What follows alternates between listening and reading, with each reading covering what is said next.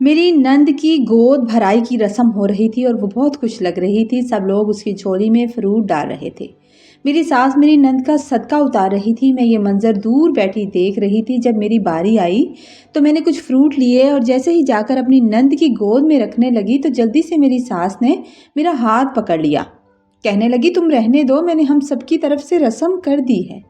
मैं हैरान होकर अपनी सास की तरफ देखने लगी। उसने मुझसे नज़र चुरा रही तो मैं एक साइड पर होकर बैठ गई। और फिर मैंने खुद सुना कि वो मेरी नंद की सास से कह रही थी, बहन क्या करूं, डर लगता है कहीं इसका असर मेरी बेटी पर ना हो जाए। मैंने सुन रखा है कि साया भी असर करता है। यकीन करें, मैं नजमा को अपने घर ले जाती, उसकी डिलीवरी वहाँ होती, 1 महीना 10 दिन में उसकी केयर करती, उसको संभालती, बच्चे को संभालती। मगर मजबूरी है बहन, आपको पता है मेरी बहू तो बांझ है। 8 साल होने को हैं, अभी तक हमें उसने बच्चे का मुंह नहीं दिखाया। आप ऐसा करें, नजमा को इधर ही रखें, मैं डिलीवरी के कुछ दिन पहले आ जाऊंगी, फिर मिलजुल कर संभाल लेंगे। क्या कहती हैं आप बहन? नजमा की सास गुस्से की थोड़ी सी तेज थी। उसने एक तीखी सी नज़र मेरी सास पर डाली और कहने लगी, हाँ। उसने उसकी बात का सही से जवाब नहीं दिया। मैं नहीं समझा, उसने जवाब देना ज़रूरी नहीं समझा और मेरी सास नहीं जानती थी कि मैं पीछे बैठी ये सब सुन रही थी। मुझे मुजरम बनाया जाता था उस जुर्म का जो मैंने किया ही नहीं था, जो मेरे बस में नहीं था। घर आते हुए पूरा रास्ता मैं खामोश रही थी। 1-2 बार मेरे शौहर ने मुझसे बात करने की कोशिश की, मगर मैंने बस हूँ हाँ में जवाब दे दिया था और गाड़ी के शीशे से बाहर देखती रही। मैं सीधा अपने कमरे में आई। जब घर आई तो सीधा कमरे में चली गई और बेड पर लेट गई। मेरा शौहर अरफान मेरे पीछे आया और कहने लगा, क्या हुआ, मूड क्यों ख़राब है बेगम साहिबा का? उसकी बात सुनकर मुझे गुस्सा आ गया और मैं कहने लगी, तुम्हारी माँ मुझे हर जगह जलील करती है, मैं कहाँ से लाऊं औलाद? अगर अल्लाह औलाद नहीं देता तो उसमें मेरा क्या कसूर है? घर में तो ताने ही देती थी, अब घर से बाहर जाकर भी जलील करने लगी हैं। मैं गुस्से में बोलते हुए रोने लगी और मेरी आंखों से आंसू बहने लगे। मेरी आंखों से बहते आंसू देखकर मेरा शौहर उलझन का शिकार हुआ। उलझन का शिकार होकर बोला, क्या हो गया है? ऐसे ही तुम बात का बतंगड़ बना लेती हो। माँ है मेरी, उसको फिक्र है मेरी, मेरा ख्याल है। अगर गुस्से में कुछ कह देती है तो सब्र कर लिया करो। मैं रोते हुए बोली, अरफान खुदा का खौफ करें, मैं कितना सब्र करूं? वहाँ सब लोग मेरी तरफ देख रहे थे जब आपकी अम्मा ने मेरा हाथ पकड़ा था। अगर मैं नजमा की झोली में कुछ फ्रूट रख देती तो क्या उस पर मेरा साया पड़ जाता? मैं इतनी बुरी हूँ, अछूत हूँ कोई? मैं रोते हुए इरफान से कहने लगी तो वो एकदम से बोला, देखो अब बांझ तो तुम हो, अगर अम्मा ने कह दिया तो क्या हो गया? ये कहकर वो कमरे से चला गया। मैं हैरान होकर उसे जाता हुआ देखने लगी। आज से पहले उसने ऐसा कुछ नहीं कहा था। उसने मुझे कभी बांझ होने का ताना नहीं दिया था। उसकी बात सुनकर मुझे सास की बात से ज़्यादा दुख हुआ था। वो तो मेरा शौहर था, मेरा दुख समझता था, कम से कम उसको ऐसा नहीं कहना चाहिए था। मैं रोते हुए जल्दी से बेड से उठी थी और अपनी सारी रिपोर्ट्स ढूंढने लगी। सारा कमरा खंगाल कर मैंने सारी रिपोर्ट्स निकाली थी। अभी मैं इसी काम में मसरूफ़ थी कि इरफान फिर से कमरे में आया और मेरी तरफ देखकर कहने लगा, चाय का 1 कप बना दो, मेरे सर में दर्द लगा दिया है तुमने। मैंने आंसुओं से भरी आंखों से उसकी तरफ देखा कि उसे मेरा कोई एहसास नहीं था कि मेरा दिल कितना दुखा है। उसके सर में दर्द हो रहा है तो क्या वो ये नहीं सोच सकता कि मुझ पर क्या गुजरी होगी, मेरे दिल पर क्या गुजरी होगी? जब उसकी बात सुनकर मैं अपने काम में मसरूफ़ रही तो मेरी तरफ पोंख कर बोला, अब इनको इकट्ठा करने का क्या फ़ायदा? मैं उसकी तरफ देखकर आंसू साफ करते हुए बोली कि मुझे आज ही डॉक्टर के पास जाना है। मैं अच्छी से अच्छी डॉक्टर से मेडिसिन लेना चाहती हूँ, अपना ट्रीटमेंट करवाऊंगी। बहुत कर दिया मैंने अल्लाह पर भरोसा। मैं अल्लाह ताला से भी मायूस हो चुकी थी। मैंने कहा कि अब मैं अपने लिए कुछ करना चाहती हूँ। वो माथे पर तेवरी चढ़ाकर बोला, ये रिपोर्ट तो बहुत बार हो चुकी हैं, अब रिपोर्ट्स का कोई फ़ायदा नहीं है। छोड़ो ये फजूल काम और 2 कप चाय के बना दो, एक अम्मा के लिए और एक मेरे लिए। मैंने सारी रिपोर्ट्स टेबल पर रखी, उनको इकट्ठा किया और कहा, चाय तो बनाने में जा रही हूँ, मगर मुझे आज ही डॉक्टर के पास जाना है। मेरी बात सुनकर उसने एक लंबी सांस ली और सर पर हाथ रख लिया था। जब मैं कमरे से निकलकर किचन की तरफ जा रही थी तो मेरी सास मुझे जाते हुए देख रही थी। उसने एक तीखी सी नज़र मुझ पर डाली ज़रूर थी। वो जानती थी कि मुझे उसकी हरकत अच्छी नहीं लगी, इसलिए उसने मुझसे बात करना ज़रूरी नहीं समझा था।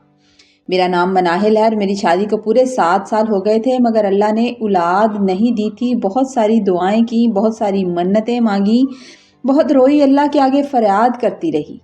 میرے شوہر کا ایک بھائی تھا، یاسین بھائی، جو ملک سے باہر ہوتا تھا، اور ان کی ایک چھوٹی بہن تھی، نجمہ۔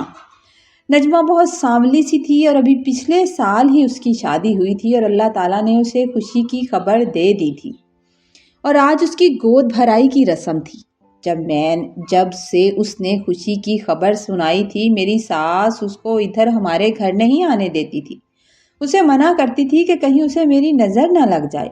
1-2 بار تو میں نے اپنی ساس کو فون پر کہتے ہوئے اسے سنا تھا کہ میری ساس کہہ رہی تھی کہ تمہاری بھابھی کی نظر نہ لگ جائے تمہیں، جب تک تمہارا بچہ نہیں ہو جاتا تم یہاں نہ آنا، یہاں مت آنا۔ آج گود بھرائی کی رسم پر جب میں نے کپڑے چینج کر لیے، میری ساس بھی تیار ہو گئی تھی، اور جیسے ہی میں چینج کر کے باہر نکلی تو میری طرف دیکھ کر بولی، تم کہاں جا رہی ہو؟ میں نے عرفان کی طرف دیکھا جس نے مجھ سے کہا تھا کہ تیار ہو جاؤ۔ وہ آہستہ سے بولا، اماں اسے میں نے ہی کہا تھا، یہ گھر پر اکیلی کیا کرے گی؟ میری ساس آہستہ سے بولی، گھر پر رکنا بھی تو ایک فرد کا ضروری تھا، میں جا رہی ہوں، یہ کافی تھا۔ چلو اب تیار ہو ہی گئی ہے تو اس کو کہنا وہاں شرافت سے رہے اور ایک جگہ پر بیٹھی رہے، وہاں کسی کے ساتھ سسرال کے گلے مت کرنا شروع کر دے۔ مجھے دیکھ کر میری ساس کا موڈ تو پہلے ہی خراب ہو گیا تھا، اور وہاں جا کر اس نے وہ کیا جو میرا دل دکھانے کے لیے کافی تھا۔ عرفان میرا شوہر اتنا زیادہ اچھا نہیں تھا، لیکن اتنا برا بھی نہیں تھا۔ ماں کا فرمان بردار بیٹا تو تھا ہی، مگر میرا بھی دل نہیں دکھاتا تھا۔ مگر آج اس نے تو وہ بات کر دی کہ تم بانجھ ہو، میرا دل بہت دکھا دیا تھا۔ میں کچن میں چائے بناتے ہوئے سوچ رہی تھی کہ شاید اب وہ بھی مجھ سے تنگ آنے لگا ہے۔ میں اکثر دیکھتی کہ وہ گلی میں بیٹھ جاتا اور سامنے والے کے بچوں کو بہت پیار کرتا تھا۔ اسے دیکھ کر مجھے یوں لگتا تھا کہ اب یہ کمی اسے محسوس ہونے لگی ہے، اسی لیے تو وہ الجھن کا شکار ہو رہا تھا۔ آج میں نے دیکھا کہ نجمہ جو اتنی خوبصورت نہیں تھی، سانولی سی تھی، لیکن اللہ نے اس کی سن لی تھی۔ اس کا شوہر کیسے اس کے صدقے واری جا رہا تھا، اس کے صدقے اتار رہا تھا، اسے اپنے ہاتھوں سے نوالے بنا بنا کر دے رہا تھا، اور میں جو اپنے خاندان کی اتنی خوبصورت لڑکی تھی، اللہ نے اولاد نہیں دی تو میری اہمیت کیا سے کیا ہو گئی تھی۔ سچ کہتے ہیں نصیب جو ہوتے ہیں نا، وہ خوبصورتی سے نہیں بنتے۔ نجمہ کے نصیب کتنے پیارے تھے، میں اس سے جل نہیں رہی تھی، بس میں یہ دیکھ رہی تھی کہ اللہ تعالیٰ نے مجھے اولاد سے کیوں نہیں نوازا۔ جب میں چائے بنا کر اپنی ساس اور اپنے شوہر کو دے دی تو میں نے اپنے شوہر سے کہا کہ مجھے آج ہر حال میں ڈاکٹر کے پاس جانا ہے۔ وہ میری طرف دیکھ کر سر جھٹک کر بولا، اس کا کیا فائدہ ہوگا؟ میں نے کہا، ہو جائے گا فائدہ، تم چلو تو صحیح۔ وہ الجھن سے کہنے لگا، اچھا ٹھیک ہے، چائے تو پینے دو، پھر لے چلتا ہوں۔ جب ہم دونوں میاں بیوی کمرے سے نکلے تھے جانے کے لیے تو میری ساس میری طرف دیکھ کر بولی، کہاں کی تیاری ہے؟ کبھی بچے کو گھر پر بھی ٹکنے دیا کرو۔ تو عرفان بولا، اماں ڈاکٹر سے ٹائم لیا تھا، وہاں جا رہے ہیں۔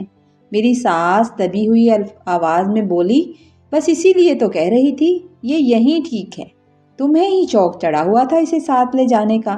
مجھے تو پتا ہے یہ جلتی ہے میری بیٹی سے، اب میری ہی قسمت خراب تھی، مجھ سے غلطی ہو گئی جو میں ساتھ لے گئی اس کو۔ آتے ہی میاں کو لے کر چل پڑی ہیں بی بی۔ اگر ڈاکٹروں سے کچھ بننا ہوتا تو کب کا بن جاتا، اس کو چھوڑو تم، مجھے تمہارے ساتھ بازار جانا ہے، تھوڑی شاپنگ کرنی ہے نجمہ کی، اور گھر کا سامان بھی لانا ہے۔ عرفان نے اماں سے ایک بار بھی نہیں کہا کہ اماں میں جلدی آ جاؤں گا تو آپ کو لے جاؤں گا۔ وہ خاموشی سے جی اماں کہہ کر مجھے کہنے لگا، تم کل یا پرسوں چلنا میرے ساتھ، پھر لے چلوں گا۔ میں مایوسی، نا امید اور دکھی دل کے ساتھ پھر سے کمرے میں آ گئی تھی۔ میری ساس میرے شوہر کے ساتھ بازار چلی گئی تو ہماری ہمسائی جمیلہ خالہ ہمارے گھر آ گئی۔ اس نے وہ خبر میرے سر پر پھوڑی جو کسی بم کی طرح تھی۔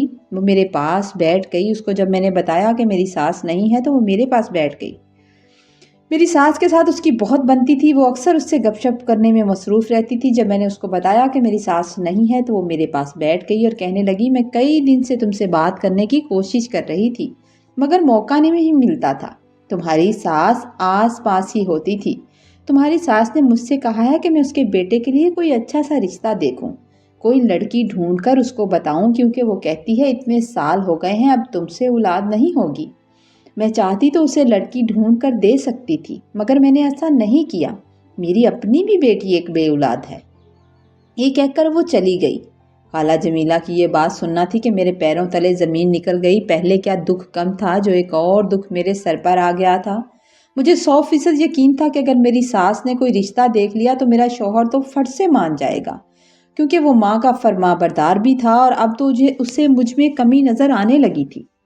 میری ساس چوری چھپے یہ کام کر رہی تھی کہ کہیں اس بات کی خبر مجھ تک نہ پہنچے۔ شام تک وہ بات میرے ذہن سے نہ نکلی۔ رات کو جب میرا شوہر کمرے میں آیا تو میں نے اس سے کہا کہ ہم کوئی بچہ اڈاپٹ کر لیتے ہیں۔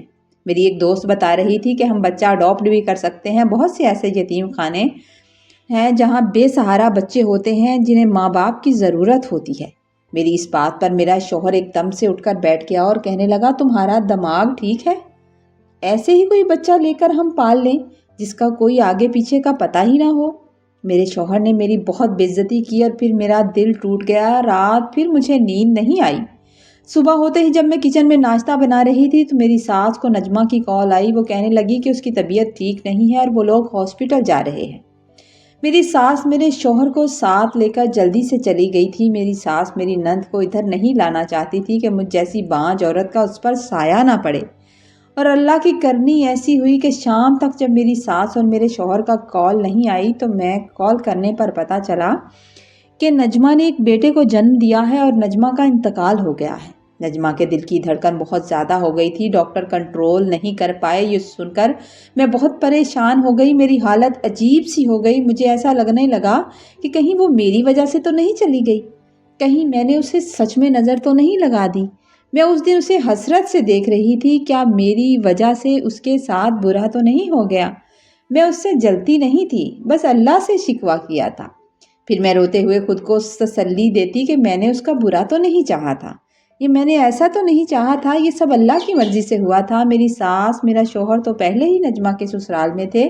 میں نے بھی رکشہ لیا اور نجمہ کے سسرال آ گئی۔ وہاں ہر طرف دکھ کا ماحول تھا۔ میری ساس بھی روئے جا رہی تھی۔ بار بار میری ساس کی طبیعت خراب ہو رہی تھی، جبکہ نجمہ کی ساس سنجیدہ چہرے کے ساتھ ایک سائڈ پر بیٹھی تھی۔ نجمہ کا جنازہ ہو گیا اور سب لوگ آہستہ آہستہ گھر کو جانے لگے تو وہاں ایک عورت آئی جس کے ساتھ 2 بچے تھے۔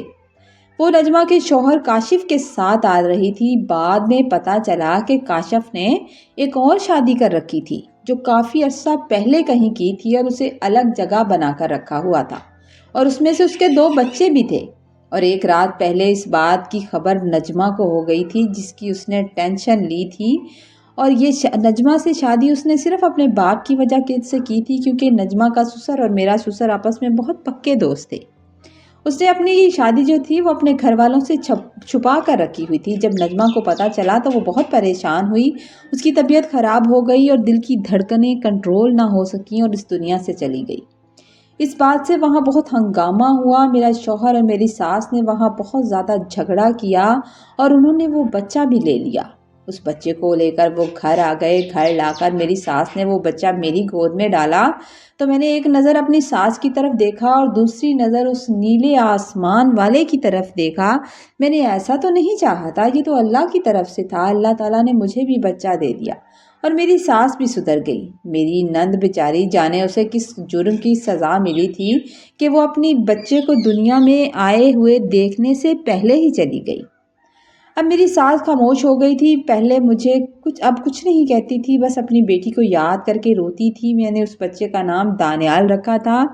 اللہ تعالیٰ نے میری گود بھر دی تھی تو میں جی جان سے اس بچے کو چاہنے لگی۔ میرا شوہر بھی اس سے بہت پیار کرتا تھا۔ ظاہر سی بات ہے وہ اس کی بہن کا بیٹا تھا اور میں نے بھی اسے ایک ماں کا پیار دیا تھا۔ کاشف کے اپنے 2 بچے تھے، اس لیے وہ ہمارے دروازے پر اس بچے کو لینے کبھی بھی نہیں آیا۔ اب دانیال اتنا بڑا ہو گیا تھا کہ مجھے ماں کہنے لگا تھا۔ اللہ تعالیٰ کو میری اس سے محبت اتنی پسند آئی کہ اللہ تعالیٰ نے مجھے ایک بیٹی سے نواز دیا۔ میں اپنے بچوں کے ساتھ بہت خوش ہوں۔ میں نے کبھی ان دونوں میں فرق نہیں کیا۔ دونوں ہی مجھے اپنی جان سے پیارے ہیں۔ میری ساس بہت خاموش رہتی ہے، جتنی بات پوچھو صرف اتنی بتاتی ہے۔ ہم اچھی زندگی گزار رہے ہیں، لیکن کہیں کہیں دل میں ایک خدشہ ہے کہ کہیں میری نظر اس کو تو نہیں کھا گئی۔ کیا سچ میں ایسا ہو سکتا ہے؟ یہ بات اکثر مجھے بے سکون رکھتی ہے کیونکہ میں نے اسے بڑی حسرت سے دیکھا تھا۔ آپ کی اس بارے میں کیا رائے ہے؟ کامنٹ میں ضرور بتائیے گا۔ خوش رہیے، آباد رہیے، اپنی فیملی کے سر پر اللہ تعالیٰ آپ کو سلامت رکھے، آسانیاں پیدا کرے، اللہ تعالیٰ آپ کی مشکل